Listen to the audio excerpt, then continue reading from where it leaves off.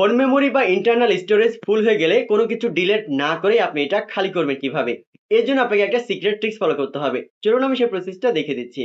তো আপনার ফোনে যে অ্যাপসগুলো আপনি সবচেয়ে বেশি ব্যবহার করেন ওই অ্যাপসের উপর আপনি চাপ দিয়ে ধরবেন। এরপরে দেখবেন অ্যাপ ইনফো নামের একটা অপশন থাকবে, এখানে ক্লিক করবেন, তাহলে সরাসরি আপনাকে অ্যাপসের সেটিংসে নিয়ে আসবে। এবার এখানে স্টোরেজ অ্যান্ড ক্যাশ লেখা থাকবে, এখানে ক্লিক করবেন।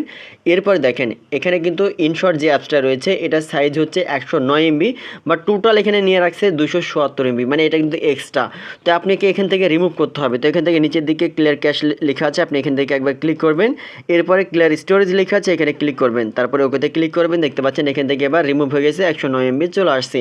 সো এইভাবে প্রত্যেকটা অ্যাপসে কিন্তু আপনি এভাবে এই অপশনে আসার পরে এগুলো আপনি রিমুভ করবেন, তাহলে দেখবেন যে অনেকটাই কোনো কিছু ডিলিট না করেই আপনার কিন্তু ফোন মেমোরিটা খালি হয়ে গেছে। এরপর এখান থেকে ব্যাক করবেন। ব্যাক করার পরে আপনার ফোনের ফাইল ম্যানেজার ওপেন করবেন, আপনাকে আরেকটা সেটিংসে কাজ করতে হবে। এরপর দেখেন রিলিজ মোর স্পেস নামের একটা অপশন থাকবে, এখানে ক্লিক করবেন। মেন বিষয় হচ্ছে আপনাকে জাঙ্ক ফাইলটা ক্লিন করতে হবে।